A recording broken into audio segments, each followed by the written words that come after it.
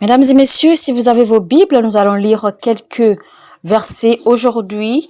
Nous allons lire Jonas 1, verset 3 au verset 6 et du verset 13 au verset 15. Jonas 1, verset 3 à 6 dit « Et Jonas se leva pour s'enfuir à Tarsis, loin de la face de l'Éternel. Il descendit à Jappo et il trouva un navire qui allait à Tarsis.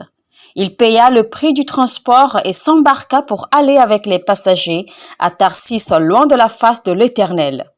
Mais l'Éternel fit souffler sur la mer un vent impétueux et il s'éleva sur la mer une grande tempête. Le navire menaçait de faire naufrage. Les mariniers eurent peur. Ils implorèrent chacun leur Dieu et ils jetèrent dans la mer les objets qui étaient sur le navire afin de le rendre plus léger. Jonas descendit au fond du navire, se coucha et s'endormit profondément. Le pilote s'approcha de lui et lui dit « Pourquoi dors-tu? Lève-toi, invoque ton Dieu, peut-être voudra-t-il penser à nous et nous ne périrons point. » Nous allons maintenant lire du verset 13 au verset 15 qui dit ceci. « Ces hommes ramaient pour gagner la terre, mais ils ne le purent parce que la mer s'agitait toujours plus contre eux. Alors ils invoquèrent l'Éternel et dirent « Ô Éternel, ne nous fais pas périr à cause de la vie de cet homme et ne nous charge pas du sang innocent, car toi, Éternel, tu fais ce que tu veux. » Puis ils prirent Jonas et le jetèrent dans la mer. Et la fureur de la mer s'apaisa. Ces hommes furent saisis d'une grande crainte de l'Éternel et ils offrirent un sacrifice à l'Éternel et firent des vœux. Le message que nous allons partager aujourd'hui est intitulé « Un dangereux passager ». L'homme est un être qui a été créé pour avoir des relations. L'homme, naturellement, est créé par Dieu pour avoir des relations. Même la croix, quand vous voyez sa présentation, il y a une ligne verticale et une ligne horizontale. Et la ligne horizontale est pour avoir des relations avec Dieu. Et la ligne verticale signifie avoir des relations avec les hommes. Personne ne peut vivre sur la terre tout seul sans avoir besoin de quelqu'un d'autre. Quand vous voulez faire des relations, les relations se font toujours entre plusieurs êtres. Personne n'est né pour vivre tout seul. L'homme a forcément besoin de relater avec quelqu'un d'autre. Les relations se font entre plusieurs personnes. L'homme est un être relationnel. Il y a les relations horizontales qui veulent signifier avec Dieu et les relations verticales qui veulent signifier avec les hommes. Il est donc important que vous compreniez cette base avant que nous évoluions dans le message d'aujourd'hui. Quand nous étudions l'histoire de Jonas, nous comprenons que la vie est un parcours. Et tant que vous respirez, vous n'êtes pas encore arrivé à destination. Chaque jour que vous avez est un chapitre. Un jour qui ouvre et révèle une nouvelle dimension de votre vie. C'est pour cela que la vie est un parcours ou un voyage. Et durant ce parcours, vous rencontrez plusieurs autres personnes. Dieu appela Jonas et lui indiqua une destination précise où il devait se rendre. La vie est plus simple quand vous avez une direction divine. Dieu n'est pas engagé dans votre parcours quand vous n'allez pas là où il vous envoie. Dieu ne s'engage pas dans votre parcours si vous allez là où il ne vous a pas envoyé. Mais Dieu s'engage plutôt quand vous allez là où il vous commande d'aller. La Bible dit que Dieu demanda à Jonas de se rendre à Ninive, mais Jonas fuit la face de l'Éternel et se rendit à Tarsis, direction opposée à la volonté de Dieu. Quand vous vous rendez ou quand vous vous lancez dans des choses que Dieu ne vous a pas commandées, sa présence se détache de vous. Et quand la présence de Dieu quitte un homme, cet homme est livré au pire.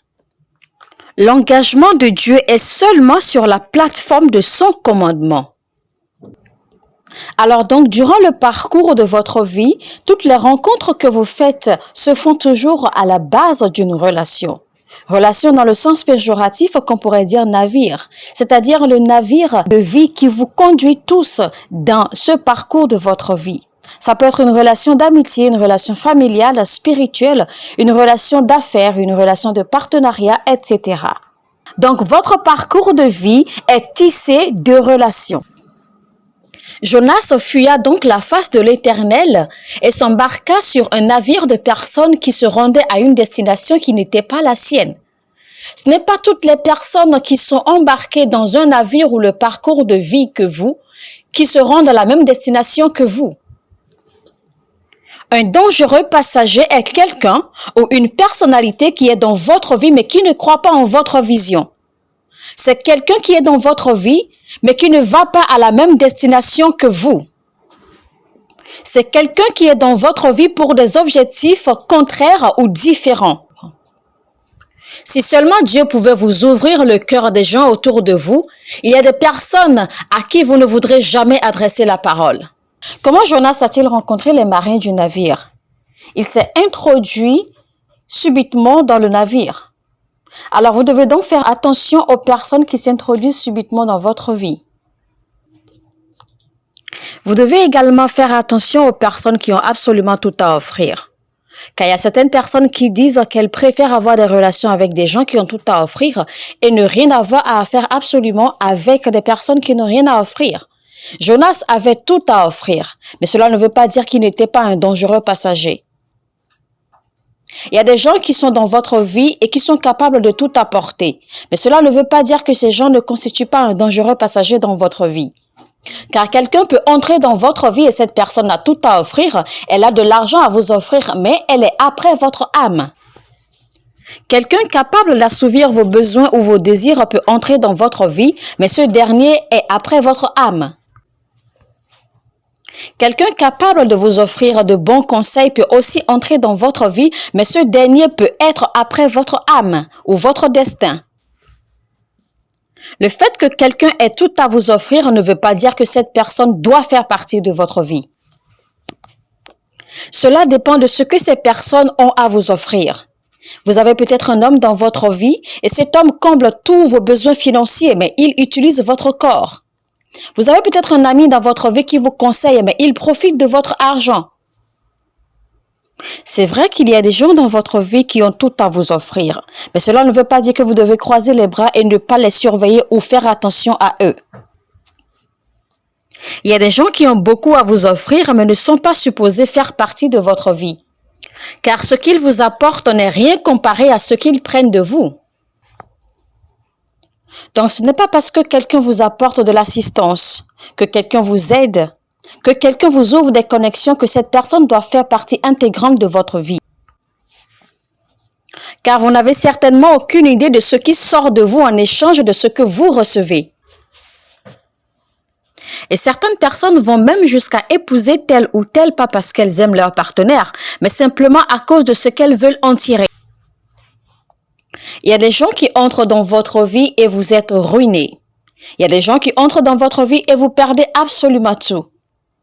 Mais je prie et je déclare que cela ne sera pas votre portion au nom puissant de Jésus-Christ. C'est quoi un dangereux passager? Un dangereux passager est celui qui ne va nulle part, mais s'infuse dans la vie des gens qui vont quelque part. Un dangereux passager est aussi celui dont sa présence dans votre vie attire des batailles. Un dangereux passager, c'est aussi celui qui a un cœur endurci dans votre vie. Un dangereux passager, c'est celui qui a un cœur endurci. Celui ou ceux qui font partie de votre vie et qui savent pertinemment que leur présence dans votre vie ne vous favorise pas et pourtant ils prétendent et vivent comme si de rien n'était. C'est ceux-là qui sont dans votre vie et que malgré les douleurs et vos peines, ils ne sont pas touchés, ils sont froids. C'est ceux-là que, même quand ils savent pertinemment qu'ils sont la cause de vos malheurs, ils s'en foutent. Un dangereux passager, c'est ceux-là qui sont dans votre vie et peu importe les biens que vous leur faites, ils ne savent pas apprécier. Ils vivent et profitent plutôt de vos malheurs. Vous devez aussi noter entre parenthèses que parfois, certains membres de votre famille, certains membres de votre belle famille ou même certains de vos amis peuvent constituer un dangereux passager. C'est quoi un dangereux passager? Un dangereux passager, c'est celui dont la méchanceté est délibérée ou intentionnelle. Un dangereux passager est aussi celui qui a du temps à perdre, tant qu'il fait pleurer sa victime. C'est quoi un dangereux passager? Un dangereux passager, il peut être dans votre vie pendant 10 ans tant qu'il est satisfait de vos malheurs. Et finalement, c'est quoi un dangereux passager? Un dangereux passager est celui-là qui a une apparence trompeuse. Savez-vous ce que signifie Jonas? Jonas signifie une colombe. Et une colombe de nature est très calme et gentille. Jonas paraissait calme et gentil, mais son cœur était rusé. Les dangereux passagers sont illusionnistes ou trompeurs de nature. Ils vous disent ce que vous voulez entendre. Car ils savent ce que vous aimez, donc ils vous servent ce que vous avez envie d'entendre. Ils entrent dans votre vie, mais ils ont un agenda précis. Faites donc attention aussi aux apparences gentilles et calmes, car les apparences peuvent être trompeuses. Un dangereux passager, donc, c'est celui qui ne va nulle part. La raison pour laquelle Dieu permet parfois certaines batailles dans votre vie, c'est parce qu'il a l'intention de détruire certaines relations, parce qu'il a l'intention de détruire certaines associations que vous avez, car ces dernières portent un passager dangereux. Un dangereux passager, c'est également un profiteur. Quelqu'un qui trouve raison à faire partie de votre vie juste dans le but de vous utiliser. Mesdames et messieurs, faites donc attention à filtrer vos relations, à filtrer vos connaissances et vos connexions afin de ne pas transporter un dangereux passager dans votre parcours de vie.